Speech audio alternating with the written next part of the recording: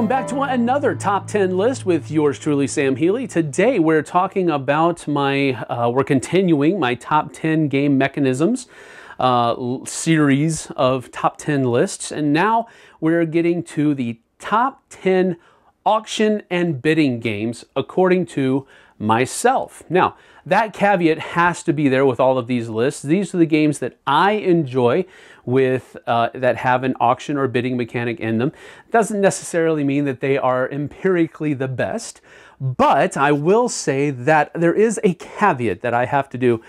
I don't like all auction bidding games. I have a caveat where if you have to get rid of your bid, even if you don't win, no. Those are not auction bidding games for me. So you may have been thinking about a game that you're thinking is going to be included on the list. If your game includes that rule, it's not going to be on this list.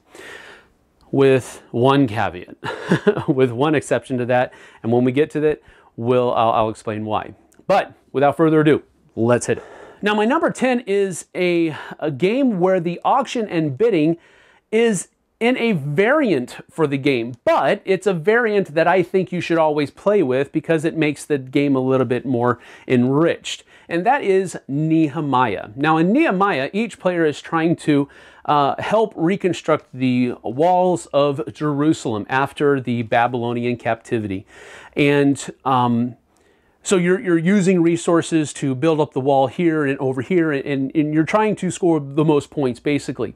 The variant comes in because there are basically quartermasters or specialists that will help you help it be easier for you to gain certain resources that you can use throughout the course of the game. And before the game begins, each round begins, you bid on those things, those cards, so that you can use them throughout the course of the turn.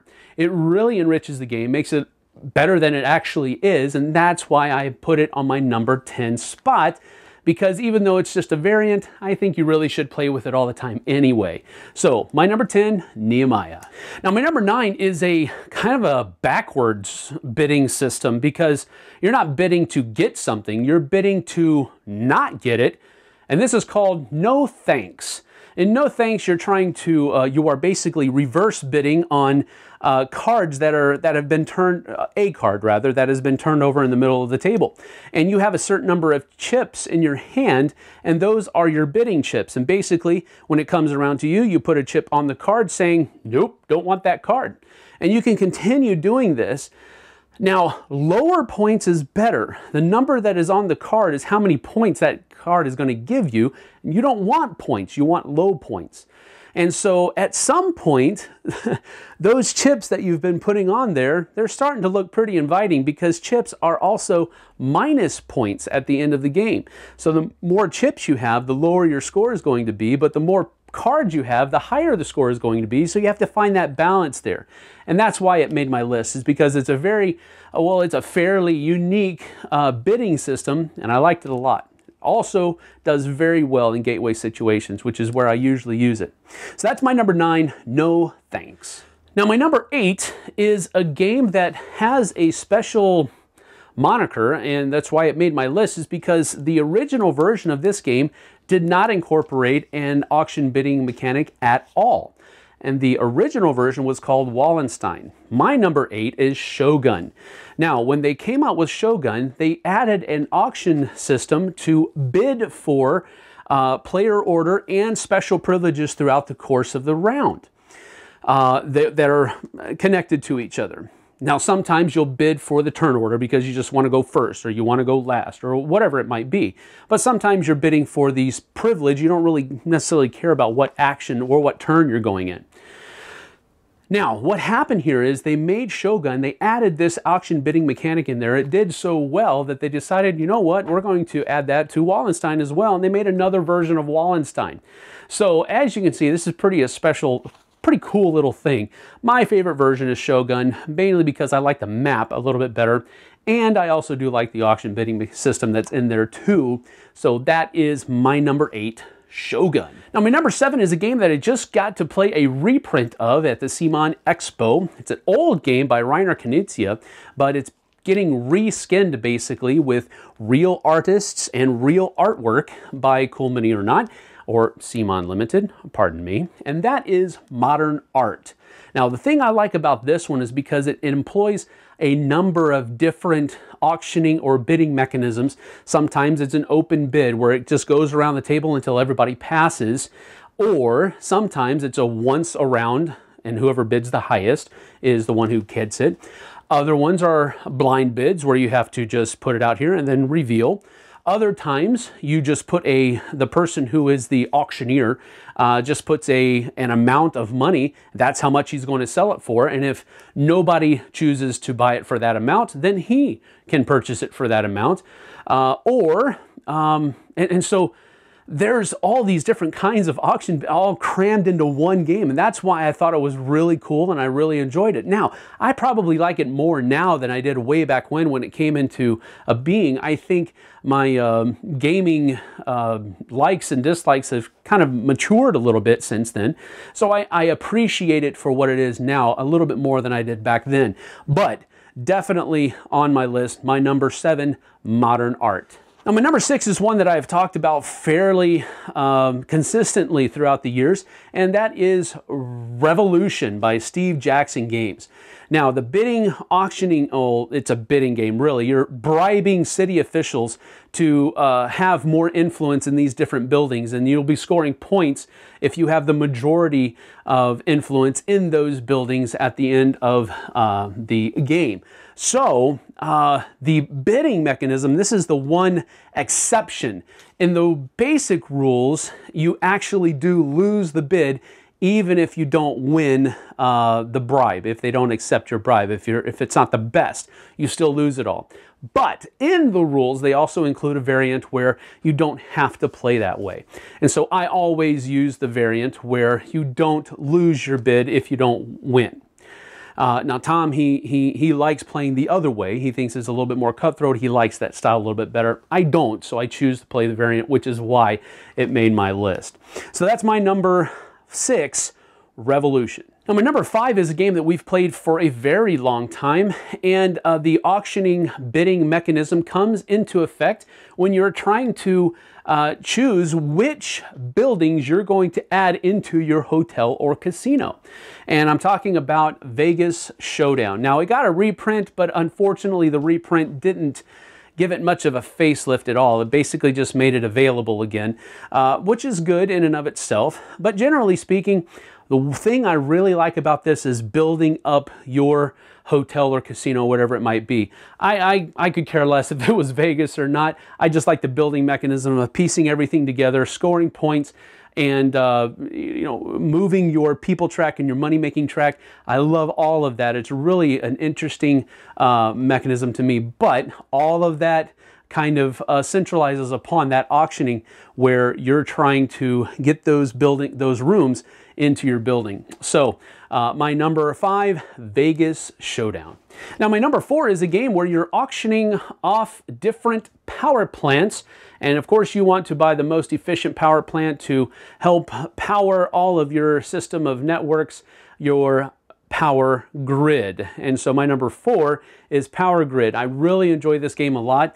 The auctioning mechanism is interesting and I like it. I'm probably a bigger fan of the spatial aspect of the game. I am not a fan of how mathy the game can be, especially towards the end of the game, but it is a game that has kind of been an evergreen for me throughout the years. So my number 4, Power Grid.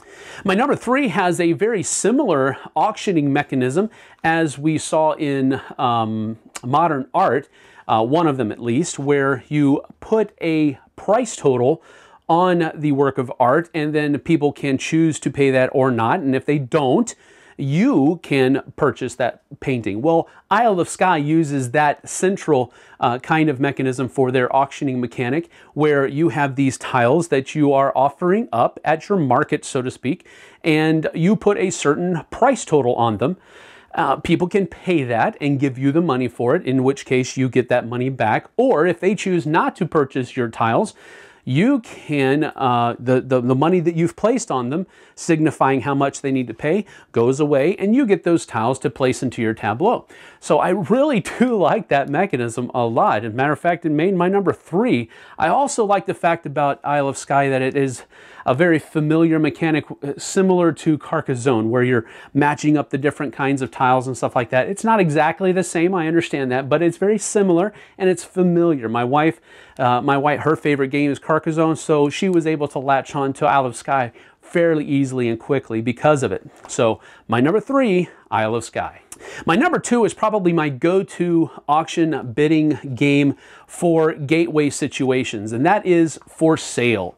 The thing about For Sale is that it is so simple to teach. I can teach it in less than 5 minutes, and that's because both rounds play the same, although you're doing slightly different things. You're using your money in round 1 to purchase properties, and then you're using those properties to sell for the best check value in the second round, and whoever has the most money at the end wins. Well, it's a really simple mechanism. It has a very familiar theme because most people are familiar with the idea of selling and buying real estate in some aspect, whether it's selling it or buying it or whatever it might be. That's what I like about it, and I love the fact that it is so gateway friendly because it really does shine there. So my number 2, I knew it was going to be on the list, just had to figure out why and where. My number 2 is For Sale. So my number 1 game is a game that we've talked about a lot on the Dice Tower because it is a great game. It is a classic game, and that is called Colosseum. Now, it's been recently reprinted by Tasty Minstrel Games, and whereas I did not agree with a lot of the graphic design choices that they made, I love the fact that they generally left the game alone and they just reprinted it so it would be available for people once again. Now, just because I said I disagree with their choices, it doesn't mean that it's not a good version of the game. It is. It's very nice. It has a lot of bling to it, so to speak. But I love the fact that they left the mechanisms alone, generally speaking. Now, the auction bidding mechanism in Colosseum is as close, I think, as it can come to being a core mechanism at all, because you are auctioning on the different parts of your play that you're going to need, the different athletes, the different warriors, the different shrubberies and that type of stuff, the different actors and actresses that are going to be in your show that you're going to put on your Colosseum. And sometimes you're not able to buy in the auction everything that you need, so then you have to trade. And so the marriage of those two mechanisms is really an inseparable union in Colosseum because they ebb and flow in tandem. I really enjoy the auctioning in Colosseum. It's one of my favorite games of all time, and the auctioning in this one is actually one of the main reasons why. So that's my number 1, Colosseum. So that is my top 10 auction bidding games. I know you're going to either agree or disagree with me. Please feel free to do so in the comments. As always, I always just say be civil to each other in there. Be civil to me too. I'm a little softy, but I like to come in there and talk to you guys, rebut some of the things that you've said and agree with you on some of the others. So please feel free to drop comments in there. Thank you so much for watching. We certainly appreciate it here at the Dice Tower. We'll see you guys on the flip side. Thanks so much for watching the Dice Tower videos. Find more great videos and reviews as well as our top-rated audio podcast at Dicetower.com. You can also find other great shows at Dicetowernetwork.com. I'm Eric Summerer, and you've been watching The Dice Tower. The Dice Tower is sponsored by Cool Stuff Inc., where you can find great games for great prices. Cool stuff in stock. Check them out at CoolStuffInc.com.